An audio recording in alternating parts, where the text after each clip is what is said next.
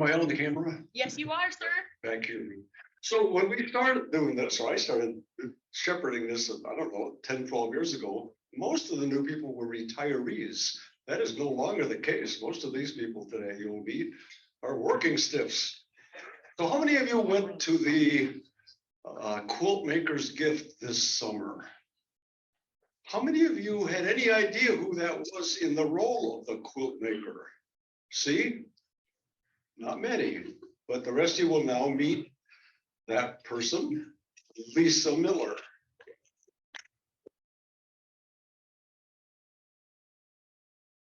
Hi, I'm Lisa Miller, and yeah, I did play the role of the quilt maker this summer, and it was a great opportunity. I had a lot of fun doing it.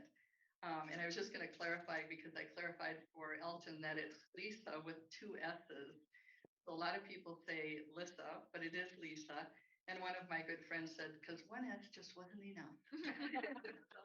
Anyway, I did enjoy being in the play, and it was another really nice opportunity to get to know a whole new group of people. So that was a lot of fun. And there are so many talented musicians and artists and, you know, just lots of people in the arts here in Ely, as most of you would know. And one of the fun things about the play, at the very end, the last day, there was a little girl, and she was about 4 years old. And she came up to me and said, "Can I have your autograph?" And I thought, well, that's the first. And of course, alas, because that won't happen again. But anyway, it was a lot of fun, and a lot of work and a lot of effort. And you know, I thought of it when I got the part. I thought, you know, this is exciting and terrifying, you know, but there's just a lot of lines to learn and a lot of music to learn. So it was overall just a really fun experience. So anyway, beyond that, my backstory. I grew up in the Twin Cities in Minneapolis and went to school there and went to St. Olaf and then the University of Minnesota. So I'm a Minnesota person, but have traveled around a lot. So after college, I was married, and we moved around quite a bit for my husband's job. And so we were out in Washington State, and we were in Iowa for a while. We were in Massachusetts, Rhode Island, Texas. So moved around a lot, but I do love to travel, so I enjoyed all of that. But then when we had kids, we moved to settled in St. Cloud, Minnesota. And I taught there for, well, a number of years there. And then after that, I moved to the Twin Cities and lived in Excelsior, Minnesota for 20 years.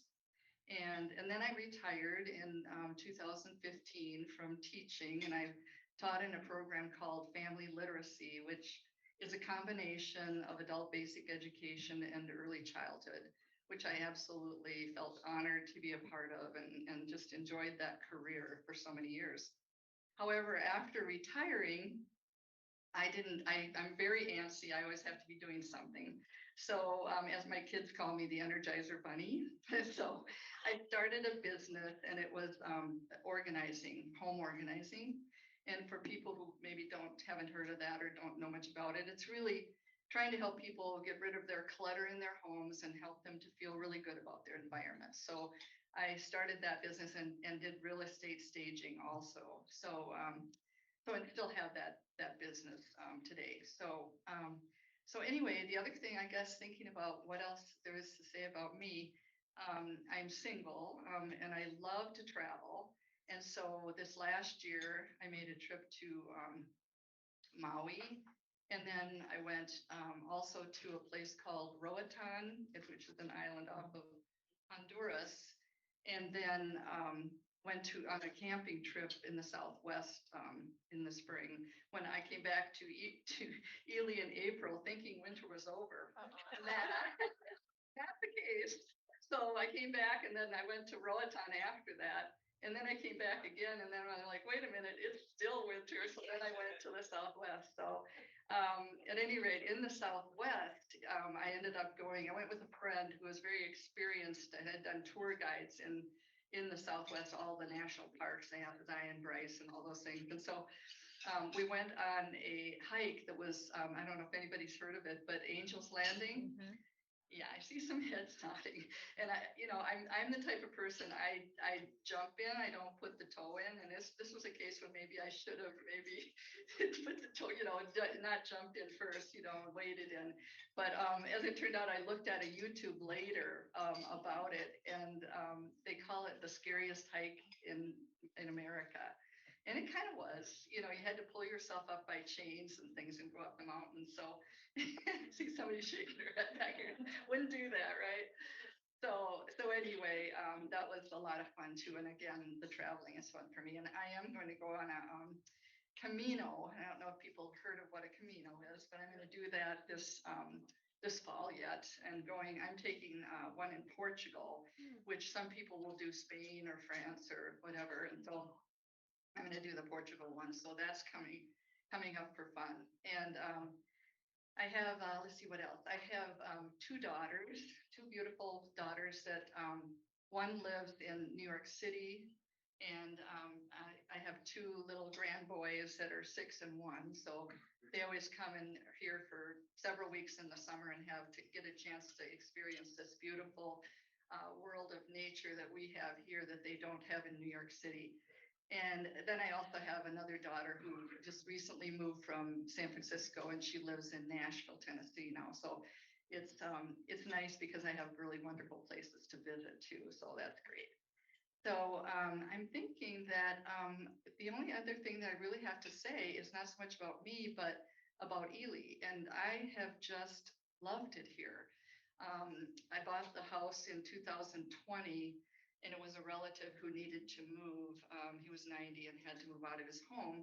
And I'd always come up here to canoe, or I had a friend who had a place on the Echo Trail. And so I had been here quite a bit. And so when this happened and the house was available, I just thought, oh my goodness, that would be wonderful. So it's right here in town, but it needed a lot of TLC. And so I worked on it solid for 2 months a couple of years ago, and then moved in May of 2020.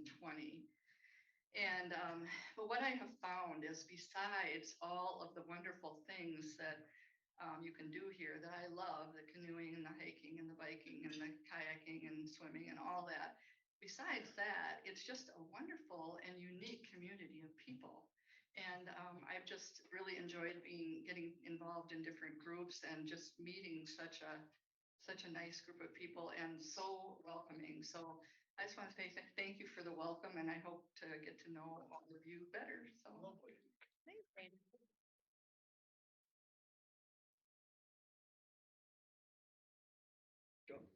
So at the Save the Boundary Waters garden party, I had the fun of meeting Allison and what's his name? Kevin Bell, come on up. Who moved here to White Iron? Come on, pass. Moved here in 21. Maybe last year. Got wiped out.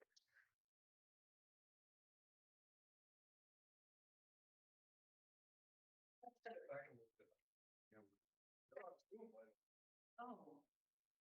I'm Allison, and we moved here last year. And I grew up in Chicago, and I remember the first time I heard about Ely, they came to our high school, and they were talking about canoeing in the Boundary Waters.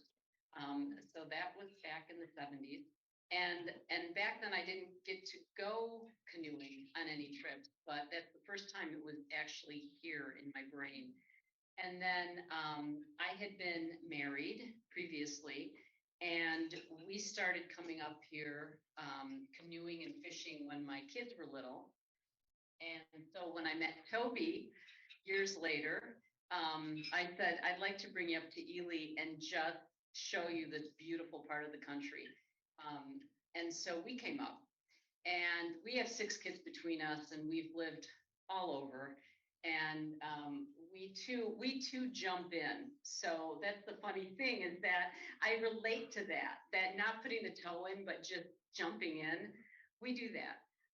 And so we never shy away from adventure or from trying new things. And so we were talking about finding a place around water, and we have a townhome in Arizona, and I'm not a desert person. I'm just not. It's a beautiful, subtle beauty, but it's not what I feel comfortable in. I grew up in the Midwest, so I just love trees and dirt and water. And so Toby said, well, why don't we go to Ely? And I was surprised because it was quite the distance. So we came up here and we are selling our townhome in Arizona because we just really, really like it up here. And it just feels much more like home, and we're very comfortable here. Do I have to talk about my history and everything? Good. So I'll bring Toby up as well. And I did a lot of different things. I have a degree in experiential education. I taught wilderness skills for many years. I was involved in the performance art years ago. And I'm right now I'm on a 2.5-year program for a medicinal herbal certification. So that's what I'm working on. I'm constantly learning and I hope until the day I die, I'm doing something tied into just expanding my, We'll be seeing you at Tuesday group often. Yes, as long as I don't have to talk. That's fine. That's fine. Yes. And here is my husband, Toby. Happy to pass this over to him. And here you go, hon. It's all yours. Yeah. She seems as if she might be shy, but she really isn't shy at all. And neither am I. So I'm Toby Bell, and I'm a former, now retired global technology analyst and consultant. So I traveled the world for years and years and years, and Allison finally convinced me that I was going to die very young if I kept doing that. She said, you might want to think about how you want to live your life, especially with me. So we got a dog, and the dog has pretty much limited all of our plans. Everything we ever wanted to do could not happen because of the dog. So if there's anybody in this room who wants to come stay at our house with our dog and allow us to go travel again, we would love that. But there's the problem. He's a good dog. He's about this high. He's no trouble at all. You'll be fine. Make sure you turn the lights off at night and it'll be great. Anyway, so we both came up here for lots of different reasons. And the reason I came up here actually isn't just because Allison had spent many years here with her children and her ex and all of that, but instead, magic. The reason I'm here is magic. Because when she brought me up here the first time, and this has happened throughout my life, there have been many magical moments where I've asked the universe or God or whomever for a sign, something for whatever the reason at that moment I needed one, I'd ask for one. So we're in the Boundary Waters, and I'm standing on a very large gray rock. I mean, a big gray rock, nothing else there, big gray rock. And I'm casting, and I'm just reeling back in, casting, reeling back in. And I can tell you that even to this day, that's basically what fishing is to me. It's casting, reeling back in, and not having anything on the end of the line, because I'm not very smart about fish. But in any case, I'm on this giant gray shelf of rock in the Boundary Waters. Don't know even which lake it was at that point, but we were canoeing around for a while. And I said, I wonder what it is that fish would be attracted to here. I'd love to have a sign. And I looked down at my feet, and there's a lure that hadn't been there like any time when I was standing there earlier, and I'm still standing there, it didn't move. And there it is. It's a big, bright Rapala type lure, and it's neon green and neon orange, and it was just there. Nobody had cast it from anywhere else, and there it was. And so it occurred to me that this is a magical place, and that not that I would catch fish, because it turns out that's just not possible, but still that I would find answers. And so I do believe that that's kind of why we're here. We are always seeking answers. We always ask people for their wisdom. We live to learn. And we think this is the kind of community where that can happen. So that's what I look forward to, and it's very nice to meet you all.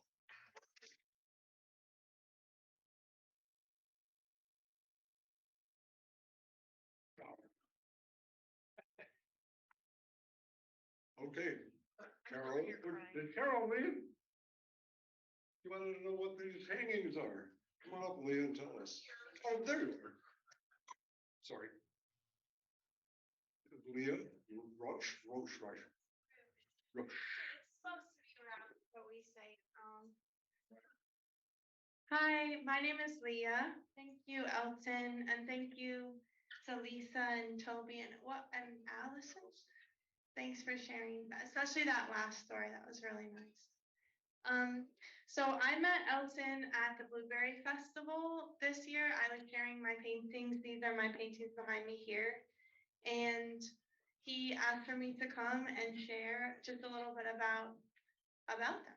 So I'm from Denver, Colorado originally, but I've been coming up to Ely, working and living and playing for the last 15 years.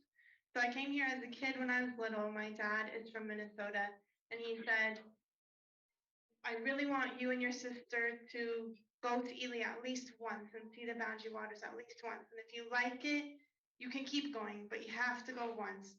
And here I am. And I live very far away from my dad now because it's just the best. That isn't mine. That might be my phone making a sound. Sorry. Telling me to go to Tuesday group. Yeah.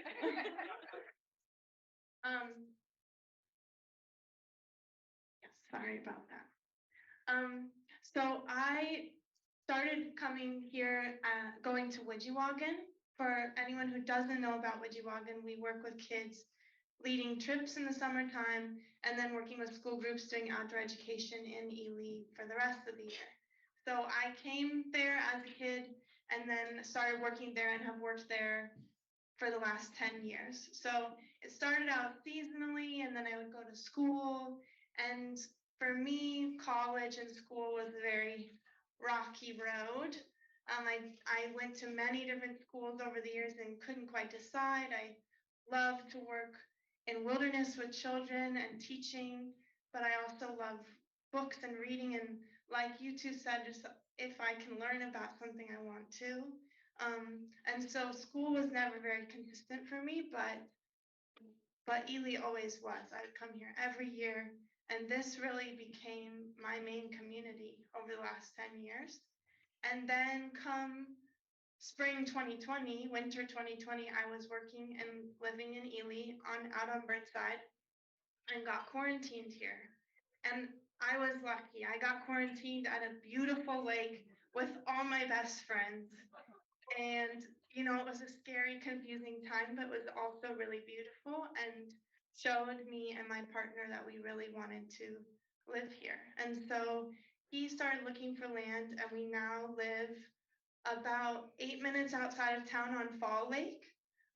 We live on about 5 acres, and we are helping, I don't know if you know him, but Sunshine Gardner and the Ely Adventure School is something I'm involved with. He came and presented here once, but the school is being built where I live on Fall Lake, and we just got approved yesterday for our plumbing inspection. So we've been waiting all summer and started doing rebar yesterday for the concrete. It's very exciting. I was doing rebar this morning for a few hours. I love, like I said, if I can learn about it, I love to do it. So I was doing all this construction, and if anyone is ever interested in checking it out, you know, we're building the school. We're trying to make it happen because we are all lifelong learners and educators and want to just play with kids in Ely and know that Ely needs that. And so we just want to teach the kids as much as we can. And a big thing that I'm excited to do to get to my painting is that for me, making art is very much connected to that career that I've had working in the woods with kids.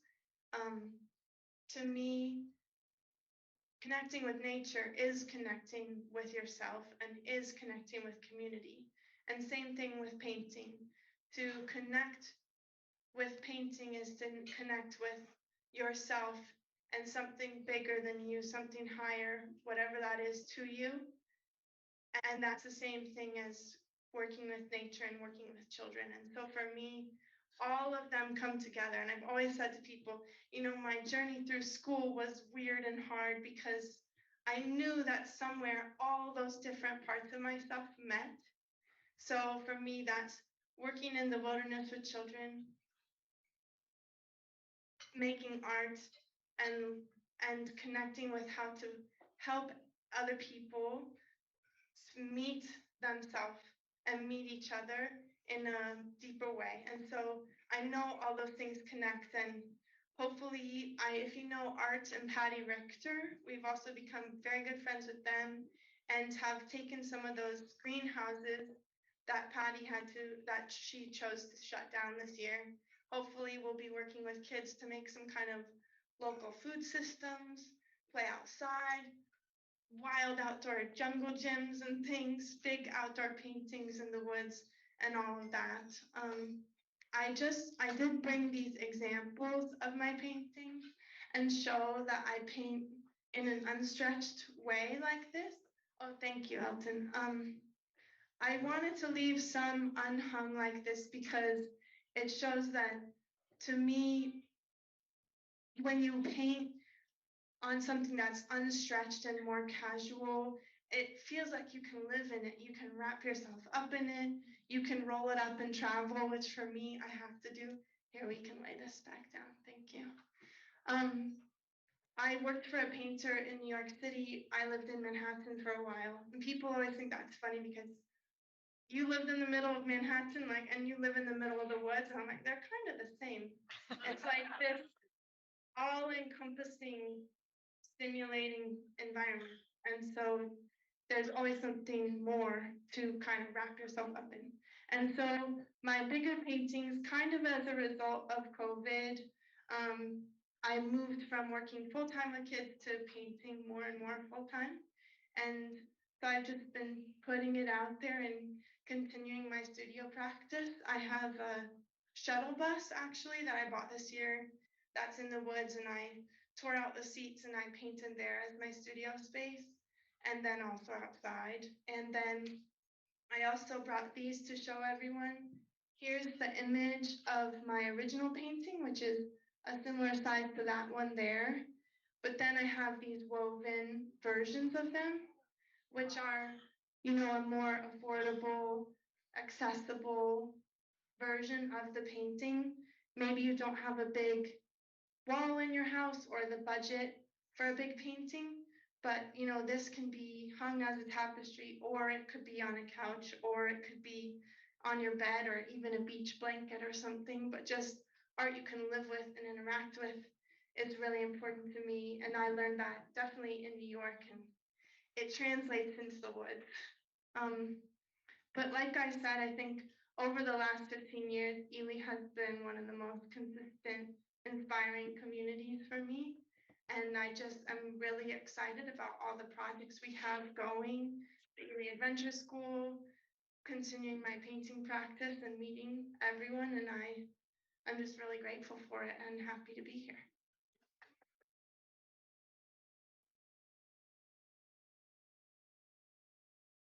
Okay, Elton asked when the Adventure School will be open. Like I said, we've had some delays in construction, so we are working all day and night, and hopefully we'll have a building by next spring, summer, somewhere in there.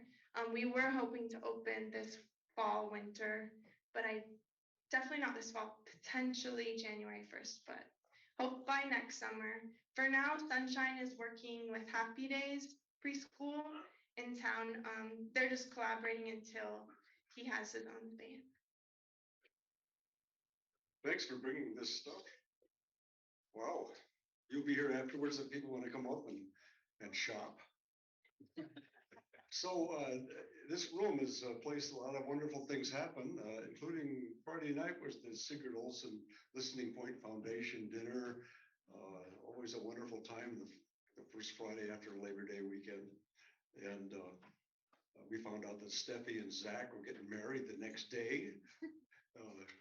And we met a new assistant for the Steffi, Listening Point Foundation, and here she is, Freya Finkel.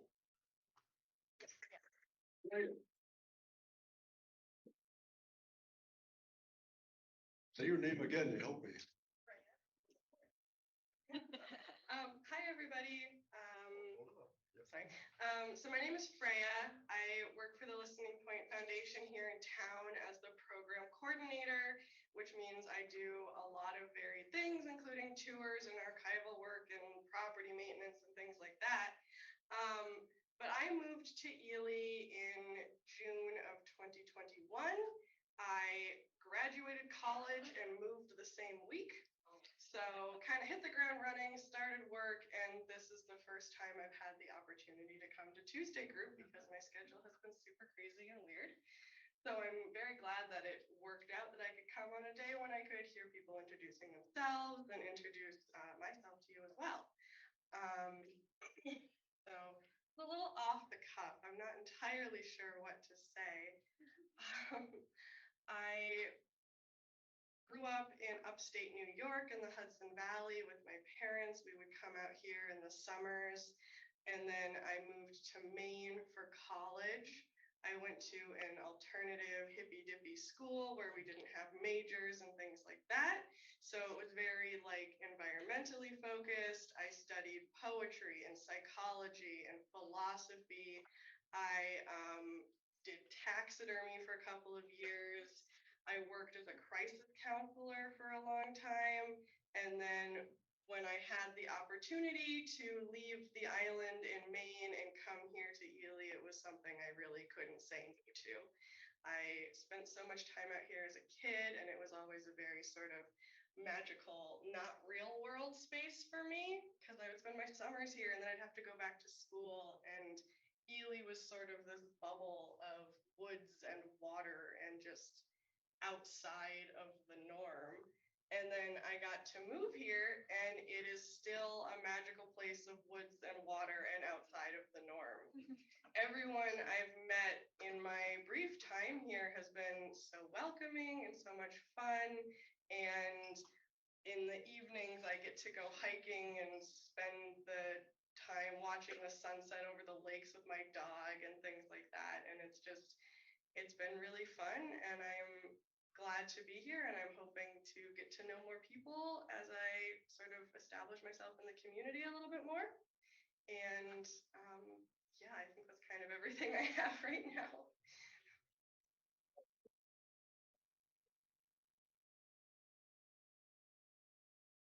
Yeah, I just asked her this an hour ago, so Yeah. thank you for being brave. Wow, such amazing people moving to Ely, but not just Ely. Sometimes Tower attracts new people, and here come a couple who have become part of the Tuesday group, so I thought we should get to know them better. They're married with different names. Why can't I find things when I need it? Come on up, come on up. Well, then look, I know it's here somewhere. For heaven's sakes. The suspense is killing me. Oh, yeah. Steve Shapiro. That's that one. And this is Patty Fiorino from the Tower area. It's really tough to follow with the very interesting people, and I don't think I'm that interesting. But we all have a story, right? So a couple people had mentioned they were divorced. I too was divorced, and I think you start looking for things that you wanted to do, maybe you never got to do. The people in your life were not interested in this. And anyway, I took a class on canoeing, and I joined a club, and I found him on a river.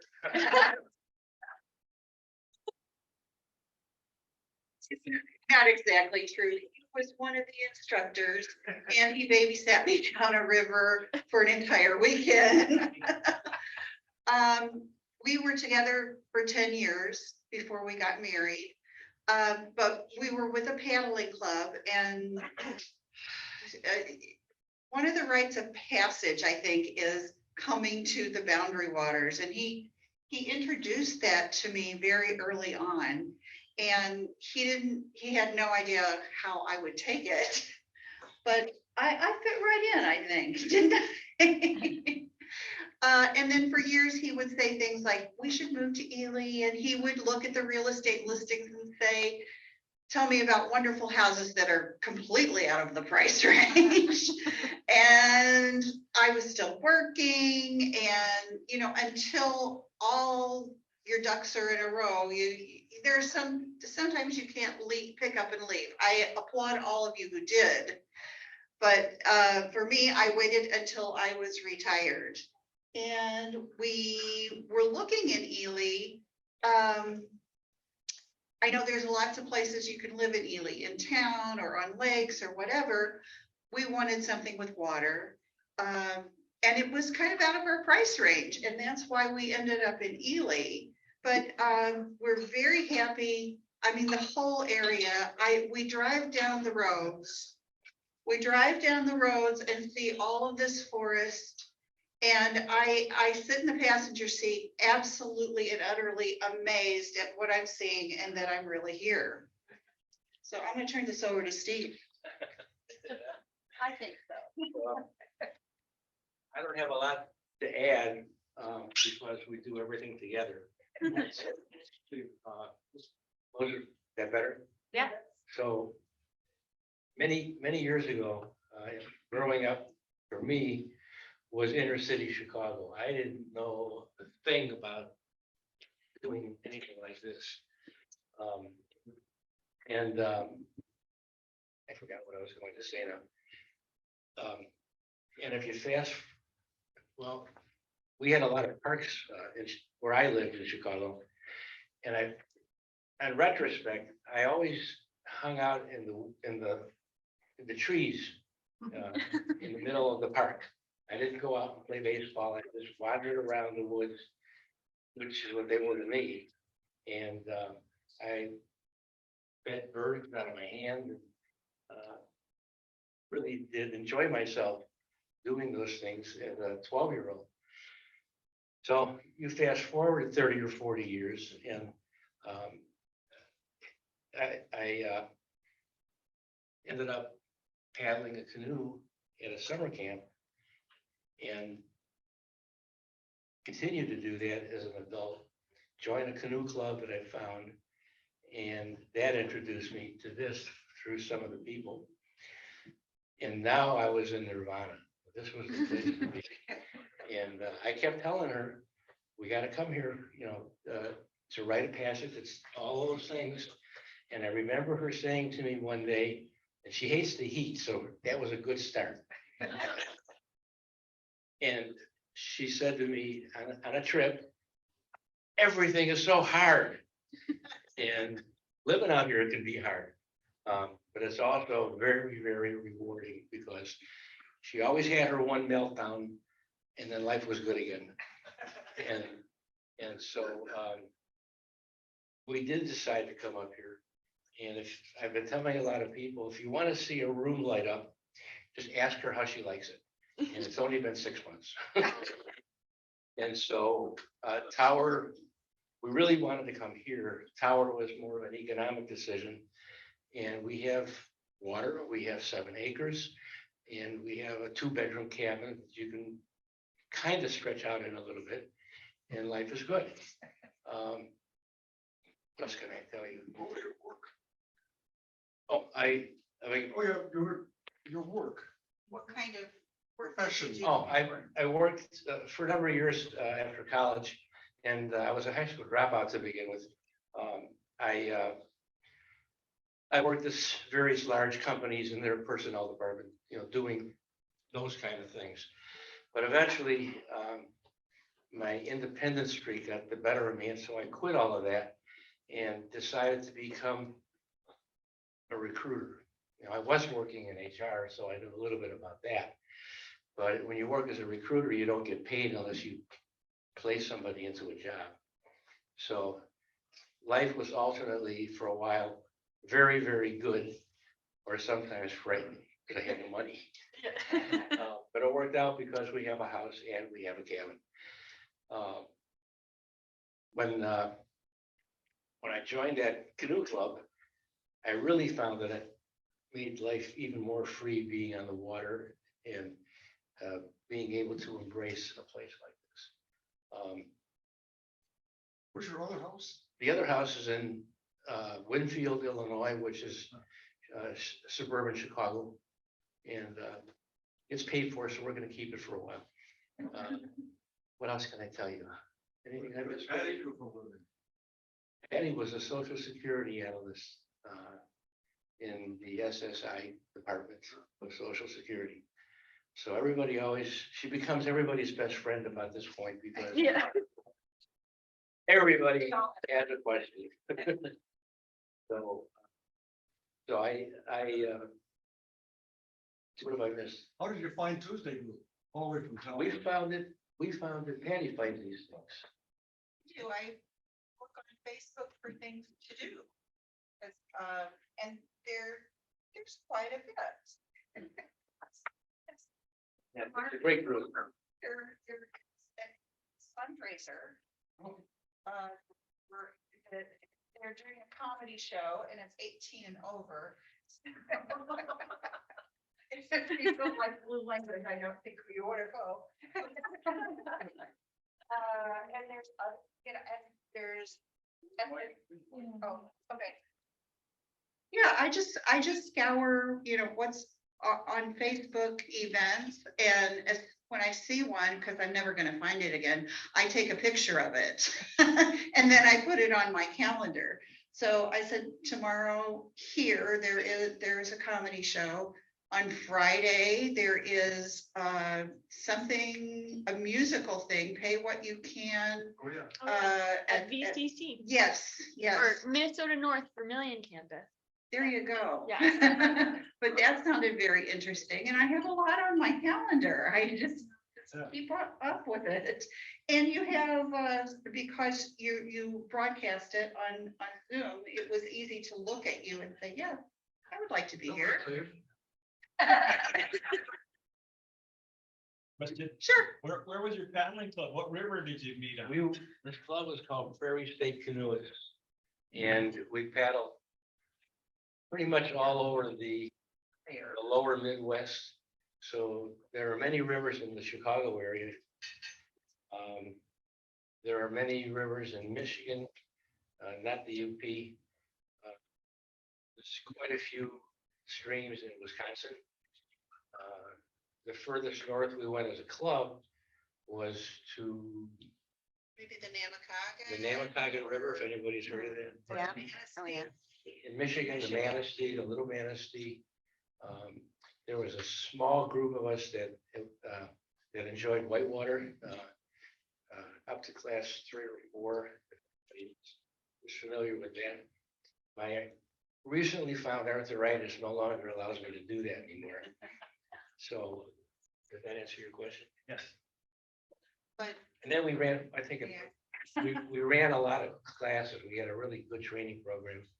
And I had become certified as an ACA, American Canoe Association instructor, and then an instructor trainer. So that's where I spent a lot of my time also. And that brought me here to some extent. I let all those certifications lapse because I just got burned out after a number of years. But it got me to her, and that was the most important thing.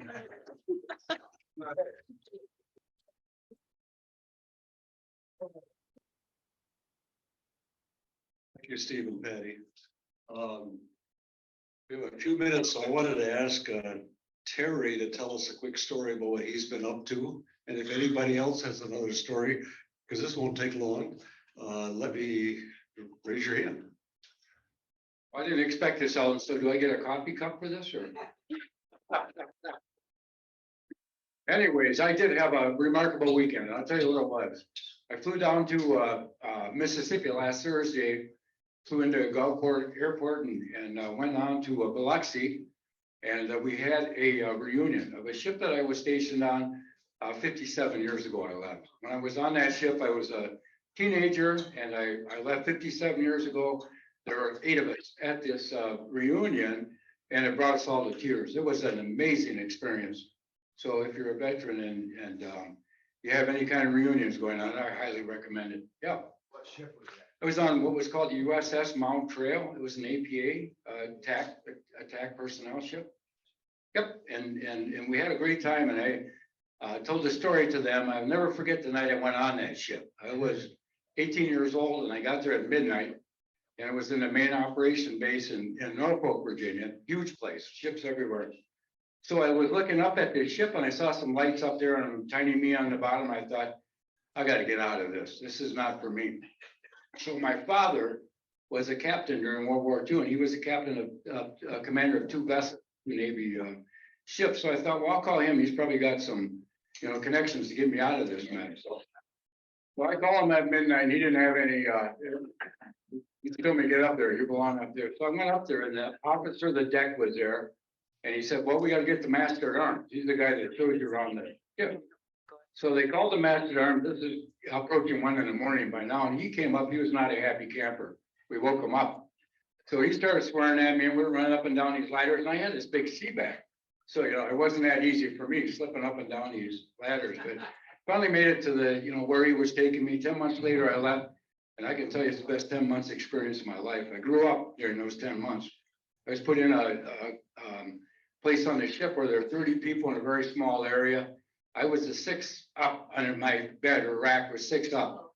So when I turned around, I hit some, hot water lines, but it was by far a wonderful growing up experience.